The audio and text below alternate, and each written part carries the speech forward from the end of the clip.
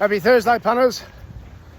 We got on the board last week, so $60 to Equine Pathways. After the Queen of the Turf, Idle Flyer, God bless her. She was a sensational price. Nearly a monster with Caesar Hustler running fourth at $31 and Treasure the Moment the favourite running third. So anyway, that's the caper. Good to get on the board and donate something. And same again this week, $60 outlay for my Quokka preview, and whatever we get, half goes to Equine Pathways if we get anything. So here's how I'm approaching the Quokka. You got 5 visitors from the east, all with different form lines. Yeah, if you sort of, there's a couple of a little bit matchy, but in general they're all pretty different. So 2 of the favourites, I'll be with one, almost reluctantly, I'll get to that, and I'll be against another. He's just a marvel. Jigsaw, hat tip, Cindy Alderson. Wowee, but oh my good. He's not quite prior to Jenny last week, where I was just so confident she'd be flat off the numbers because it was just screaming via the data that she just had to be flat. And I've said it beforehand, so I'm not being a Monday's expert in that one, but with Jigsaw, there's nothing in the numbers that scream he's going to drop off, but I still think he has to run to his best. He's what an amazing thing. So 2 years ago, he won the Mornington Cup Day feature of the Ariba and then lost all form for 18 months. So for Cindy Alderson to get him back and just keep him motoring. Cranbourne just beats Hedge. I thought, oh, I was just by nose in a small field. Well, Hedge then goes to win 2 summer stakes races and run second Oakley Plate. And then Jigsaw goes to Moonee Valley, wins Cox Plate Day, wins the $1 million meteorite Cranbourne, wins the New Zealand slot race, comes back, wins at Caulfield, 7-day backup, wins the William Reid. Amazing. So at some stage it comes to an end, doesn't it? Oh well, time will tell. So if he wins, I lose. I don't want to not have him in the placings though. So he goes in the placings. Cabalas, tempted to risk him, but oh, it's interesting. So firstly, Bjorn Baker, obviously he's got Perth down pat with the feats of Overpass, who's just been super in both the Quokka and the Winterbottom, same track, same distance. Cabalas doesn't fit the filter I always like using, which is Sole Focus set for a grand final, but he fits this filter, he's pretty good. And we still mightn't have seen the best of him. So he was only gelded last autumn. Just some footballers you'd like to see get gelded. And since he returned, blistering at the Scone Carnival, it was real form. They spell him, goes back at Randwick, best last 600 and 400 of a very strong day. Goes to Flemington, wins up the straight and Derby Day. His time in Doomben was, I think it was Doomben, it was definitely Queensland, in December was blistering. He beats Grafterburners, who's a proper horse. Returns to Sydney, comes second to Jolly Star, probably the sprinter of the year, and then wins the Newmarket. Now, Newmarket was a bit of a quirky day, fence on pace, but he wins. So you can't say he's not going to win tomorrow, Saturday. So there you go. So he has to go in, but he isn't Sole Focus set for it because he's won a grand final, but he might just keep maintaining and winning again. So I don't want to lose if he wins. Jetabil, I think he's a distance doubt.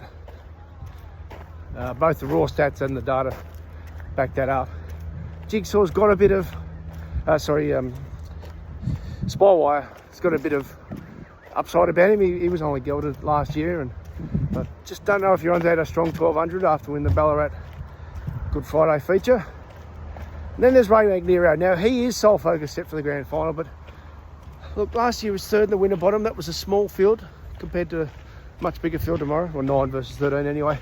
He gets back, he needs everything to go his way, I think, to win. So I'm having him in the placings. I'm not having him to win. He can win, but can't have them all type thing. So then there's the Perth form. So let's start with this. The Roma Cup 2 weeks ago at Ascot, over 1100, was blistering. 5 of the horses were engaged in this, and that race was set up by 2 bolters flying up front. So it was a proper fast race. So they all notionally should come on. Now, Rope Them In 1, he's a beauty, but he is a first up specialist. So I'm going to keep him in the placings, but I won't have him to win. The other 4 I want to have on my side to win. So This time last year, the Quokka winner was Joker's Grin, and the previous spring he was clearly Perth's most promising sprinter. Well, I think you could make a good argument that the two most promising sprinters last spring were Luana Miss and Smooth Chino, and here they are tomorrow. Now, both hit the line hard. Smooth Chino was favourite, loomed, just faded, which I like. It sort of says that it matches up the logic that it's grand finals this Saturday, so it's going to come right on from that. Showed in the spring, dynamic upside. Doubt we saw the best of him, and if we see the best of him Saturday, he's going to take a power beating. Luana missed the filly. I think she's a tad tight, but because she probably gets right back. And the thing was, in her wins, her ground made up figure was very strong, and then in her unplaced run in the winner bottom, it was into prep, and she's a filly, so she clearly returned well, and I expected her to run very well. So there's two others at Bolter's odds from that race, though. I want them in. Oscar's Fortune. Now, keep in mind, Oscar's Fortune in the first Quokka ran third to Overpass and Amelia's Jewel. That's real form. Goes to Victoria, loses his way. Now he's back to WA last spring and just ran okay, but we're sort of talking about a V, right? So he was fantastic when he was a 3-year-old, lost his way in Victoria, tried over further as well. Now, there's a good argument to say he was sort of okay in WA, returning there last spring, and he's returned super. So he's still going that way from a V perspective. So why not have him in? So he's $26. He's drawn wide. Paddy Carberry going for two years in a row. If he gets the right run and holds his form, he'll be right in the finish, and he's $26. So I'd be sick if I didn't have him. So if Jigsaw or Ray Magnero wins, I'll cop it because they're $4. If Oscar's Fortune won and I didn't have him, I'd be sick. So he's $26. And the other one is West Star. Now, West Star this time last year was in this race in the Quokka, but was plain. He was in it because his lead-in was a blistering win. Very, very smart trainer. Now, didn't fire in 2 Melbourne runs last spring, but what if first up, when he's clearly set for this, it was just that gas out run, grand final day Saturday. On his best form, he's in the race, and he's $31. So I do want to have him. From a place perspective, I'll also throw in Magnificent Andy, who I was at Kalgoorlie for their first slot race last October. Fantastic day, recommend you getting there. He won that first up. He ran well first up last year at 80-1. He's only beaten a length. There's an argument to say that last year's edition was stronger, and he should get a cheap run. So he'll go in for my placings.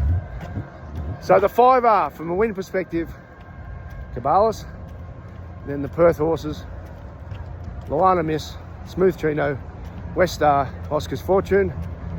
And from a place perspective, I'm throwing in Jigsaw, Ray Magnero, and Magnificent Andy, which is 5 by 8 by 8, spending $60, 3.8%. I'm pretty sure that is, whatever it is.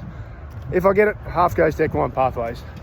Gamble responsibly, and a full preview with Vince Accardi of all 8 stakes day, including his thoughts on the Quokka. I don't speak to Vince until we press record at 9 a.m. on 6 a.m. rather on Friday. But you can get that via my website, racetrackralphie.com.au, as well as my form on Saturday for Morning and Cup Day.